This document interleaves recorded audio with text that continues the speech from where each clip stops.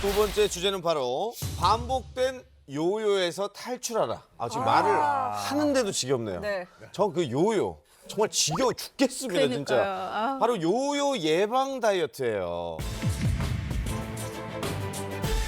다이어트랑 요요가 꼭 같은 단어 같아요. 이게 뗄래야 뗄 수 없이 그렇죠. 늘 좀 같이 오는 것 같은데 부부죠, 다이어트가 좀 잘 되나 싶으면 네. 이 요요가 진짜 찰싹 붙어가지고 따라오잖아요. 맞습니다. 이게 귀신같이 오는 것 같아요. 네. 사전에 들어가서 치우고 싶어요. 너무 아, 요요 이거잖아요. 이거 맞아. 딩딩딩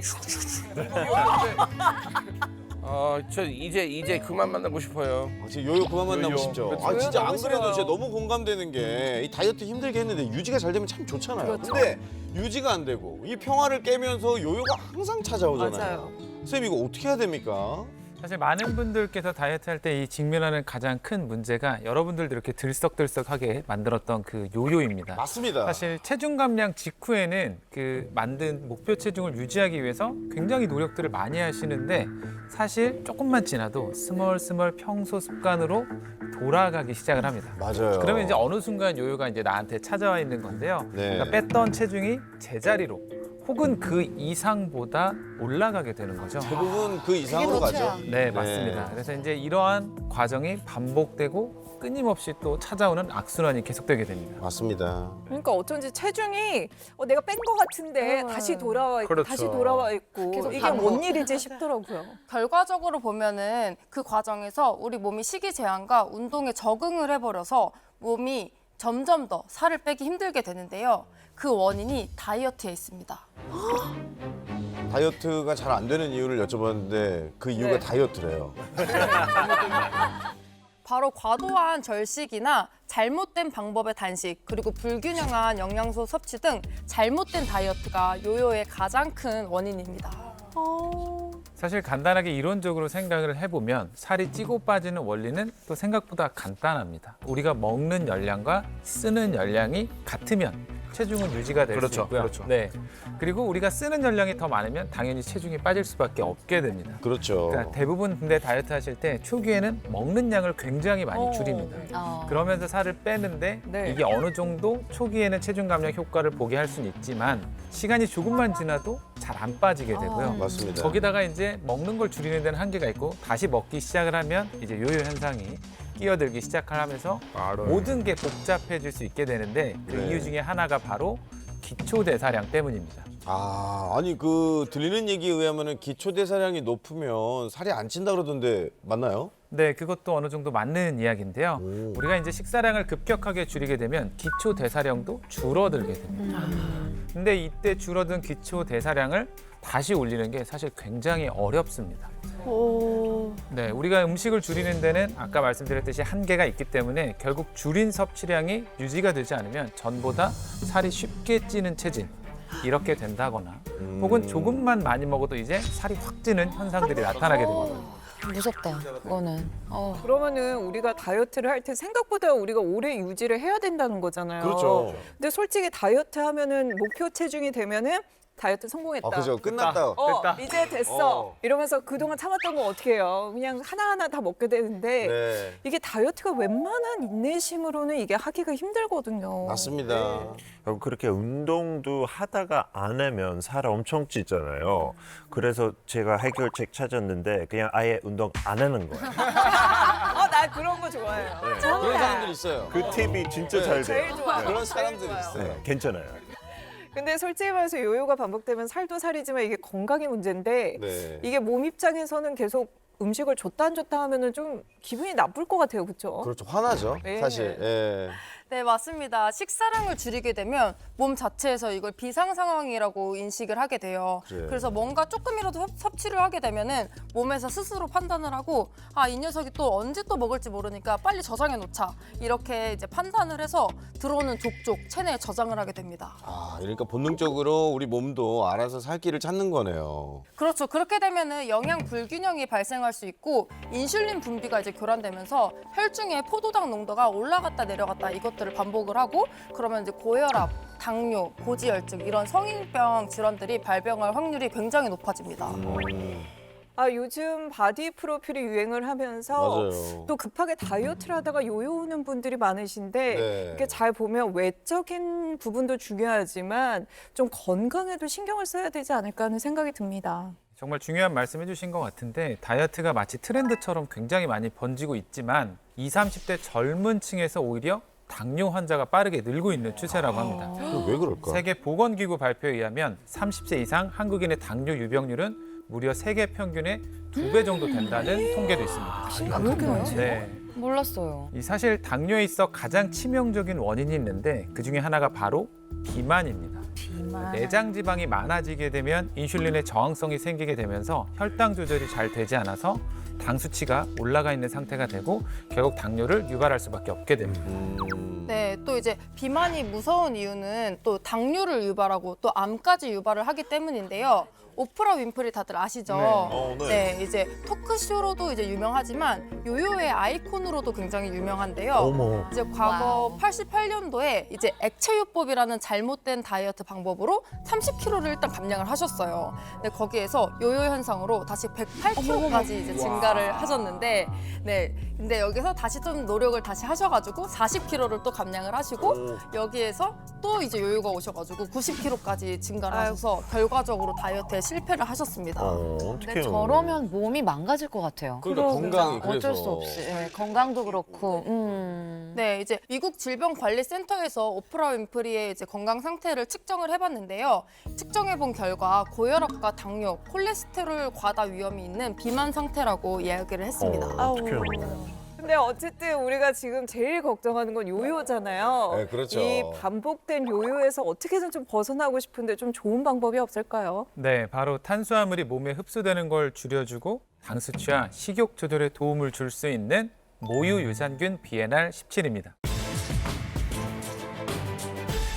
모유 유산균이라는 게 따로 있어요?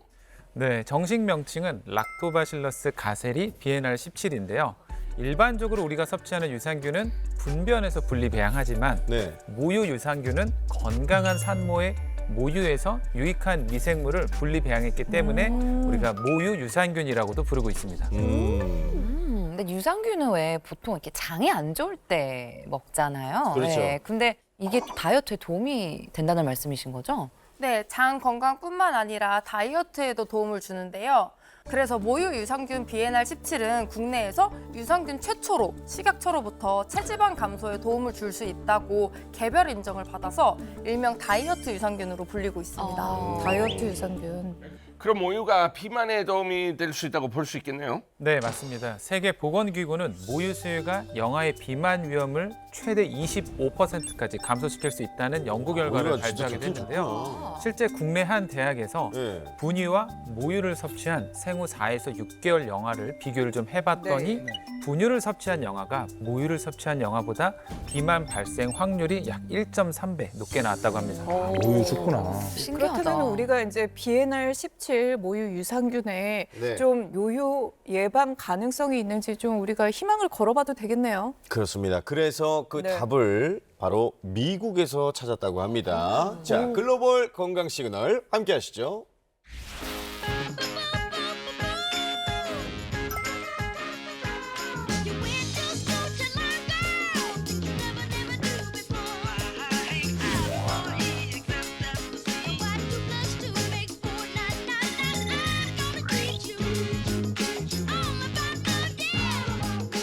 So I think the issue of obesity is definitely rising, especially with the types of foods that we have, the quality, the ingredients that are put in the food. I think it kind of just contributes to that. I think at the same time, it's also a matter. Ease of access to unhealthy food is rising. Obviously, it's easier for Americans to acquire such food as opposed to healthier food, obviously, and it's becoming worse and worse. So I think that's something that's very prevalent in today's society, especially in America, to take care of and curb going forward.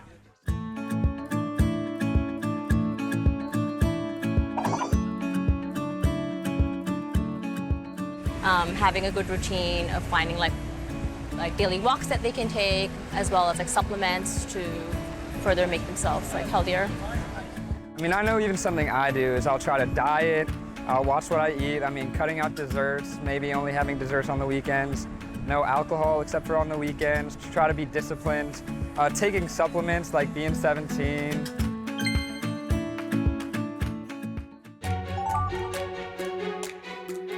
So BNR17 is a new probiotic that was recently, I guess, developed, which comes from breast milk.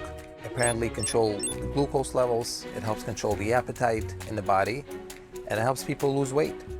I've been in the mood to get in shape, and I've been trying different diets, and I heard about BNR17 recently. Probiotic supplements, it helps you lose appetite, it helps you slim down. It really seems to be what I'm looking for, and I'm looking around in this pharmacy right now to see what they have in stock.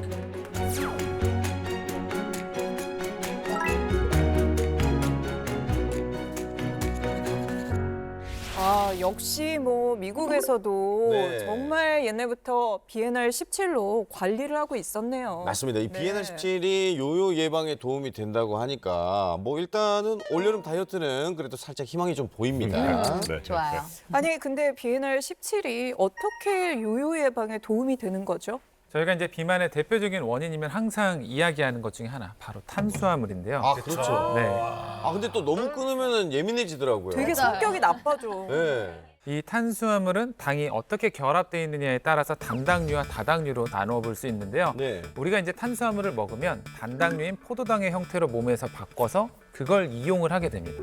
그런데 이 포도당이 과하게 많아지게 되면 이걸 지방으로 바꿔 저장을 하면서 우리 몸에 비만이 유발이 되는 건데 네. 이때 모유 유산균 BNR17은 단당류를 다당류로 합성을 시켜서 당이 몸에 쌓이지 않게 하고 배출을 유도해서 체지방의 축적을 좀 막아주고 감소에 도움을 줄 수 있다고 생각하시면 됩니다.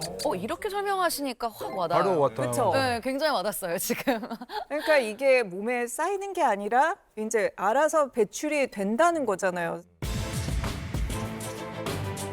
네, 맞습니다. 탄수화물 배출을 유도해서 요요의 악순환을 끊어놓는 데 도움을 주는 것이죠.